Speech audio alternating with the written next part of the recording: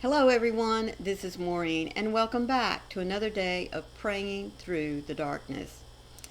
Isn't it wonderful when you go to church and you're sitting there, or like at my church, right after the announcements, and before we get ready to sing the next song, we have what's called time to greet your neighbor.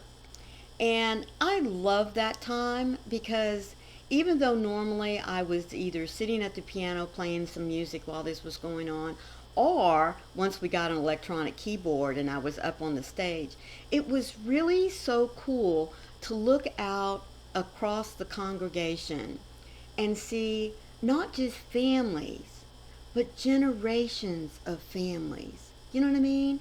You could see mothers and fathers with their little ones, and maybe sitting right on the same pew, or maybe in front or behind grandparents. And if you were really lucky, that generation of great grandparents.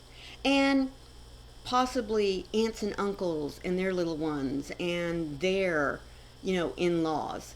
It was just always so wonderful to see. And so I tell you that because our devotional this morning is about the generations, the goodness that God has shown throughout all of history to his children. Generations of mercy. His mercy is for those who fear him from generation to generation. Now remember, fear does not mean to be afraid. Fear in this instance means respect, love, wanting companionship, sharing what we know and believe in our Heavenly Father from one generation to the next. Because we know God's love, his promises, his commitment to his children has been steadfast. He has never wavered. His sole purpose in creating us, remember, is to be his companion. He wanted he didn't want, not past tense, but he wants communion, fellowship with us.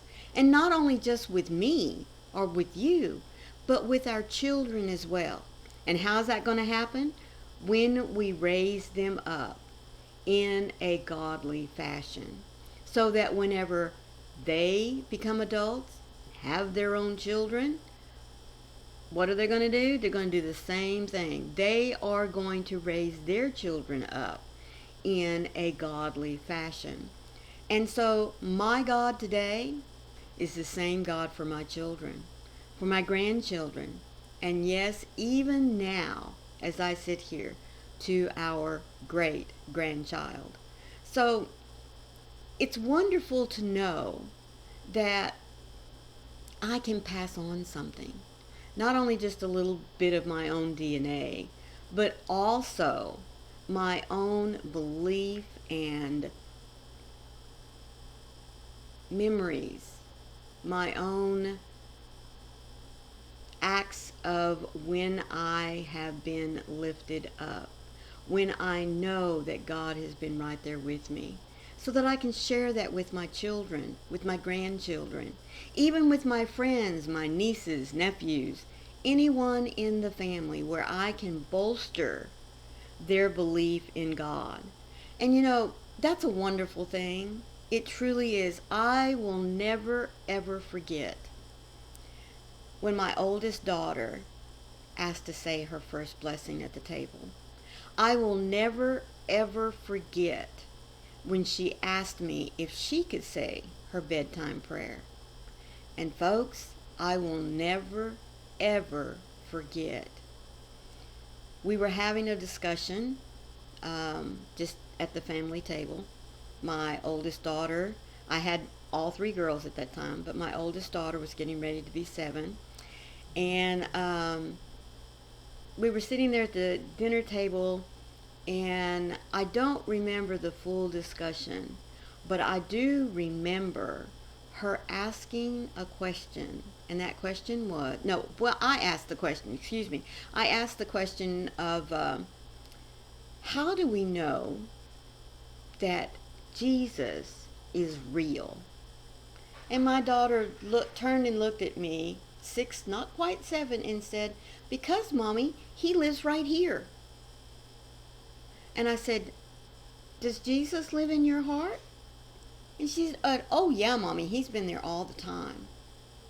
And I thought, and so I asked her, I said, "Sweetheart, have you asked Jesus to come live in your heart?" I'll never forget. She said, "Mommy, I did that a long time ago.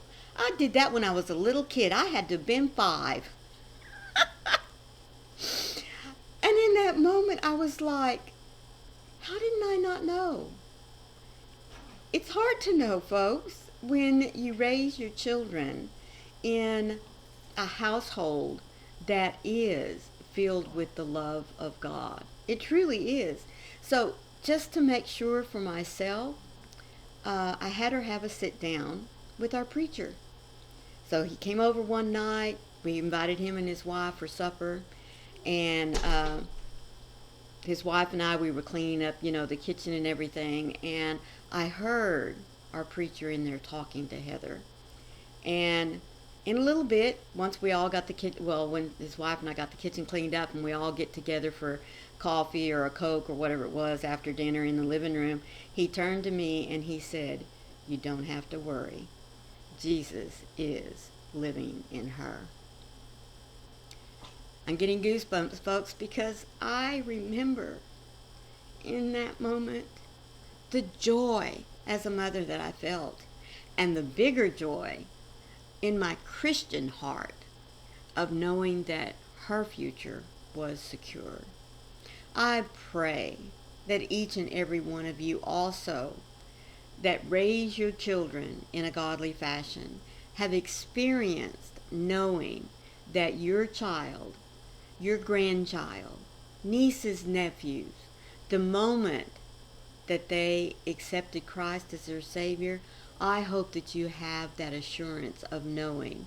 Number one, not only will you see them in heaven, because that's where their destination is, but also knowing that here is the next generation of believers, knowing that they are going to pass on not only the Word of God, the fellowship of God, but also the love, the mercy, and companionship that He has for each and every one of us. Because remember, we have proof of it in the Bible. We have the proof of it all the way from Moses, Abraham, David, Isaiah, the prophets, throughout all of the Old Testament, telling us that there was a Savior coming. Then the word of those that were there, that lived that short lifetime of Christ with Him. The Gospels, Matthew, Mark, Luke, and John. The writings of Paul and Timothy. I mean, folks, right there, throughout all of those generations, we have the example that God was there with them. And thank you, thank you, thank you to the one that led me to the Lord, because now, not only is my immediate family going to be with me in heaven, but my grandchildren, my great-grandchildren, and all generations in the future. Father, whether I am a first-generation believer or I come from a long line of God lovers, the fruit of families following you is full of mercy. As your child, I reap the benefits of those who have gone before me. You are as faithful today as you were yesterday. You are as devoted in this present age as you were in the days of Abraham, Moses, and David. Your character has not changed one iota. Help me to humbly learn from those who have walked with you longer than I have. As I share life with other God believers, I know that their faith will build my own.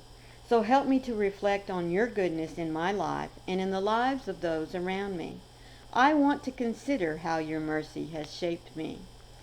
Faithful God, you never stop leaning in close with mercy. Therefore, my life is yours. As I share my life with others who are going after me, I am encouraged by your faithfulness. You never stop comforting, you never stop redeeming, and you never ever stop loving. Thank you, my Abba. Isn't that right? He never stops loving, comforting, or redeeming the children that are His. Not only those that are chosen now, chosen in the past, but those that will be chosen in the future to be led by Christ. Thank you so much for joining me today to hear these words, because let me remind you, they come to us from this little blue book that's put out by Broad Street Publishers.